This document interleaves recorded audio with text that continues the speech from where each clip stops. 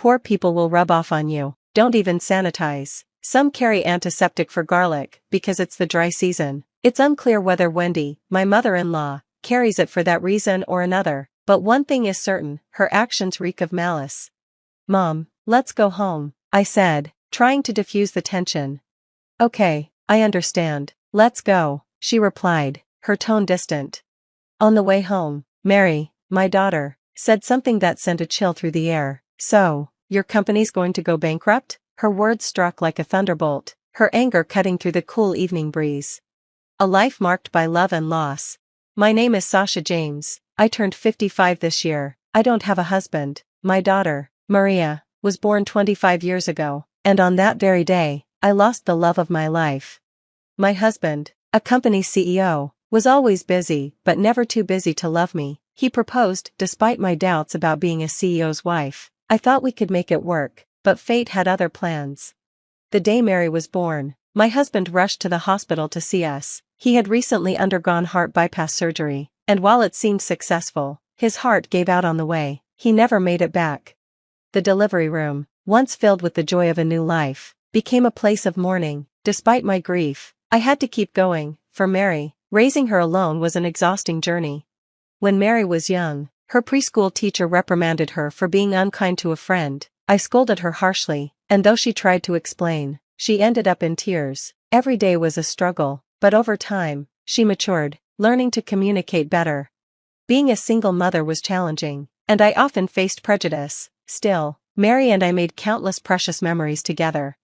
A daughter's new chapter. Mary graduated from college and recently turned 25. Happy birthday, Mary, I said, presenting a homemade cake. Wow, Mom, you made this? It's amazing. Thank you, Mary beamed, the candlelight reflecting in her eyes. This might be our last birthday celebration, just the two of us, I said, glancing at the engagement ring on her finger. Next year, we'll celebrate with everyone. Mary had come home days earlier, her face glowing as she showed off the silver ring. David proposed, she announced. Her joy reminded me of my own engagement day. Mary and David had been together since high school, weathering nearly a decade of challenges to reach this point. Watching her smile, I couldn't help but feel bittersweet. It'll be lonely when she leaves, I muttered, staring at the flickering candle. Unexpectedly, tears welled up and rolled down my cheeks. Mom, thank you for everything, Mary said, her voice steady. Even after I get married, I'll always be your daughter. Welcoming David. David came to our home to formally ask for Mary's hand in marriage. Sasha, thank you for looking after us for 10 years, he said earnestly. I promise to make Mary happy. Please let me marry her. What should I do? I teased, breaking the tension. Mom, stop, Mary laughed, her cheeks turning pink. We all chuckled, and the sadness of Mary leaving began to lift. Seeing them together, I knew her happiness lay with David. David was already like family. We had taken trips together, and his respect for tradition felt almost unnecessary. Still, I admired his sincerity. David, I said, Mary has always struggled with expressing her emotions. Please be patient with her. When things are difficult, talk them through. But if she does something like cheating, I smirked. Bring her to me immediately. Laughter filled the room, echoing in my heart. Meeting Wendy. David's mother, Wendy, ran her own company, which caused repeated delays for the family meeting. Mom, it's just hard to find a time since she's a CEO, Mary explained. I understand, I said, though I couldn't shake my unease. After several cancellations, Wendy finally set a date, last Saturday of the month. Don't cancel again, Mary insisted, her tone sharper than usual. When the day of the meeting arrived, my uneasiness grew. I dressed in formal attire, anticipating that Wendy might criticize casual clothing. Mom, you don't have to dress so formally for this, Mary said, trying to reassure me. I just have a feeling Wendy would find fault if I didn't, I replied. We arrived at the restaurant early, waiting for David and Wendy. When they arrived, Wendy's presence immediately dominated the room. Her aura was polished, sharp, and intimidating.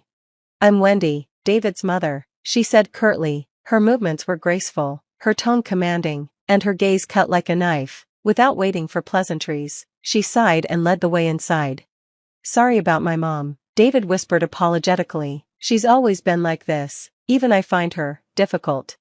It's okay, David, I said, forcing a smile. She seems like someone from another world, almost like nobility. At the word nobility, David's expression clouded, but he said nothing. Mom's already inside. Let's go, Mary urged. The atmosphere felt heavy as I followed them into a private dining room. Wendy was already seated in the place of honor, her posture perfect and deliberate. Every detail of her demeanor seemed calculated to make a statement. David, sit here, Mary, there, and you, by the door, Wendy instructed, gesturing coldly. It felt like she was subtly assigning me the lowest rank in the room. I've heard you have back problems, Wendy added with a thin smile. You'll need to be near the door in case you need the restroom, perhaps even a wheelchair. Her words were dripping with condescension.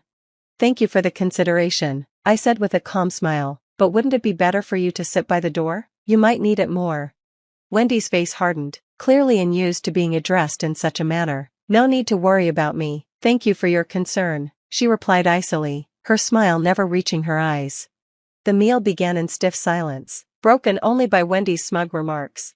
Didn't your parents teach you the proper order to eat food? Wendy said, her tone dripping with superiority. You start with soup, then bread, followed by the main dish, and finally the side dishes. It's common sense, and basic manners.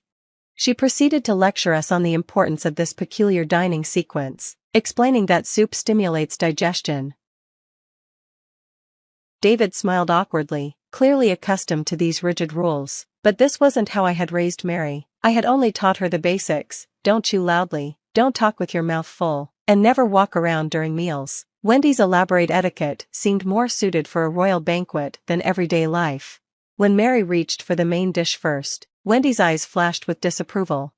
What Wendy is saying might be correct, I said, breaking the tense silence, but isn't the heart of manners about consideration for others? Criticizing someone's lack of manners is, in itself, poor manners. Wendy's face flushed with anger, her hands gripping the edge of the table. Talking to someone so uncultured is exhausting, she snapped. David, you should reconsider this marriage. Mary's mother is too crude for our family. Turning to Mary, she added, perhaps you should cut ties with this woman and learn proper manners if you want to be our daughter-in-law. David pleaded with her to stop, but she ignored him, her tirade building. Then, without warning, Wendy pulled a bottle from her bag and dumped its contents over my head. The stinging smell of alcohol filled the air. Poor people rub off on you, she said with a smirk. You need to be sanitized. Shock froze me in place as the liquid dripped from my hair. Mom, let's go, Mary said, her voice trembling with restrained anger. Yes, I said, rising slowly, trying to maintain my composure. David stood frozen, his face pale with disbelief. Mary took my hand and glared at Wendy, who simply smirked in return. I'm sorry, David, Mary said coldly, but don't apologize for her. She may think she's from a higher class, but soon enough, your company will go bankrupt. Wendy's smirk faltered as Mary's words cut through the tension like ice. Mary didn't wait for a response. She wiped the liquid from my clothes and led me out. We never returned to see Wendy again. David's apology. Days later, David arrived at our home, looking pale and exhausted.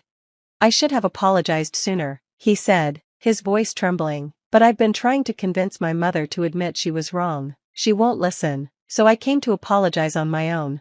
His shoulders sagged under the weight of his words. Though David wasn't my son, he had been part of our lives for 10 years, and it hurt to see him in such distress. Come inside, David, I said gently. Let's have some tea. You've been through a lot, are you okay? He hesitated before answering, as if gathering the courage to share what was on his mind. To be honest, I've always hated my mom, he confessed. She's always demanded repayment for raising me, always pressuring me to meet her expectations. I could imagine his situation all too well. I was told from a young age that I was the heir, that I had to follow the family's plan, but in high school, I rebelled. She wanted me to attend a prestigious private school, but I chose a public school with a baseball team instead. His face softened at the memory. That's where I met Mary, he said, his voice steadying. She was the team manager. I fell in love with her, and no matter what my mother says, I want to marry her. Please let me marry her. David trembled as he knelt on the floor, tears glistening in his eyes. David, look up, I said, placing a reassuring hand on his shoulder. This isn't about me, it's about you and Mary. Over these 10 years, I've seen how deeply you care for her. If you love her that much, you don't need my permission, you already have my blessing. Tears streamed down David's face as relief washed over him. I trusted David with Mary's happiness. Slowly, he lifted his head, tears streaming down his face. The weight of his mother's actions must have terrified him, making him fear that everything he cherished might be lost. Yet, those tears revealed just how deeply he cared for Mary. David, I said softly, if you truly want to make Mary happy, you need to break free from your past. I understand, he replied, his voice trembling. This is about my mother, isn't it? I nodded silently. I'm tired of living in fear of her, he admitted, his voice growing steadier. My father, who's still in the hospital, was the only one who ever understood me. He once told me that my mother could never see beyond her own ambitions. For his sake, I've made up my mind. I met his gaze firmly. I'll support you and Mary, David, but it's up to you to take the next step. I understand, he said resolutely. I'll do it. The day finally came. Wendy arrived at the restaurant with a sour expression, clearly displeased. What is this cheap place? She asked, her voice filled with disdain as she scanned the humble family restaurant. It was a setting far removed from the elegance she was accustomed to. These are the papers for the adoption, I said, sliding the documents across the table. Adoption? She repeated, her confusion evident. Yes, David is officially joining our family. This is outrageous, Wendy shouted, rising from her seat and slamming the table. He's my only son, how dare you try to take him from me? Her anger quickly turned to venom as she glared at Mary. This marriage is a joke. Mary isn't worthy of David. We are of a different class. We help people like you, not the other way around. Wendy's words grew more unhinged, but I remained calm. Why are you so obsessed with social status, Wendy? I asked. I work with many wealthy clients, but those truly born into wealth don't act like you. Only those who've recently come into money seem this insecure. Wendy's composure faltered, her hands trembling. Don't compare me to those people, she hissed. I was born into wealth. Your actions say otherwise. What are you so afraid of? At the word afraid, Wendy froze. David told me you grew up being told you weren't good enough, because you were a girl, I continued. Her lips trembled. So what? I was born a girl in a family where only men mattered. I had to marry an older man just to preserve my family's status. The bitterness in her voice was palpable, and the truth of her obsession finally came to light. That's why you're so fixated on David being the heir, but if he marries Mary, your family's perfect lineage will be mixed with a— Shut up, Wendy shouted, cutting me off. Enough. The room fell silent as David's father, Brian, entered, pushed in a wheelchair by his son. Though still recovering, he had received special permission to leave the hospital for this meeting. Wendy's face turned ashen. No, you misunderstood, she stammered, her voice unsteady. I never thought marrying you was humiliating. You were just what? Brian interrupted with a weary sigh. Dad says he's divorcing you, Mom, David said, his voice firm. Divorce? Wendy's voice broke. No, please, say something, Brian. But Brian remained silent, refusing even to look at her. Sorry to interrupt, Mary said, her voice calm yet cutting, but we've finalized all the necessary paperwork. Wendy flinched at Mary's words, visibly nervous. Oh, and by the way, Mary added, I own a significant amount of stock in your company. Wendy's eyes widened. What? That's impossible. Actually, it's true, Mary continued. I've held a substantial amount of shares in your company for quite some time. Realization dawned on Wendy's face as she pieced the truth together. Wait, were you that anonymous investor? That's right, Mary said with a small smile. But how? How could a poor family like yours invest that much? Wendy demanded, her voice rising with disbelief. I've been running my late husband's company ever since he passed away, I said calmly, and Mary has helped me manage it. We decided to sell all the shares we hold in your company. Wendy's face turned ghostly pale. No, please don't do that. If you sell now, the company will collapse under its debt. And after you're out of the picture, I'll buy back the shares, David interjected. You've been embezzling money from the company, haven't you, Mom? No, that's not true, Wendy protested, her voice shrill. I was just borrowing a little. I plan to pay it back. Even if you're the owner, you can't use company funds for personal reasons, David said coldly. You could face criminal charges. Wendy was at a loss, unable to defend herself. I've looked into everything, Mom. You've been dealing with shady loan sharks, haven't you? Tears streamed down Wendy's face. I didn't have a choice. I'll pay them back, just don't sell the shares. It's too late for that, David said firmly. From now on, you're no longer the head of the company. Please don't do this. I'll lose everything, Wendy pleaded desperately. David's face remained impassive. Mom, you've always seen me as a tool, not as your son. No, that's not true. I love you, David. If that's true, then tell me, what's my favorite food? Wendy fell silent, unable to answer. See, David said quietly, you don't even know. I'm just a tool to you. Now you'll have to fend for yourself.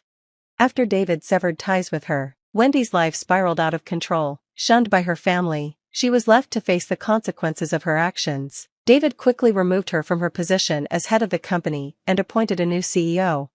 Wendy was sued for embezzlement and faced both criminal and civil charges. Desperate to escape her debts and legal troubles, she fled town, only to be arrested for theft. She was sentenced to prison, where she served her time alone. Not a single family member visited her.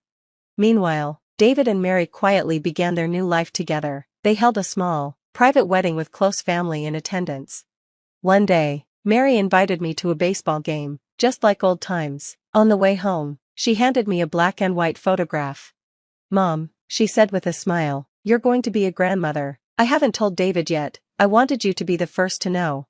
Tears filled my eyes as I looked at the picture.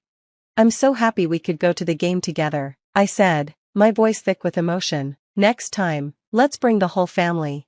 Mary nodded. From a distance, I watched my daughter, her husband, and my newborn grandchild. What seemed like an ordinary day was, for us, a moment filled with joy and meaning.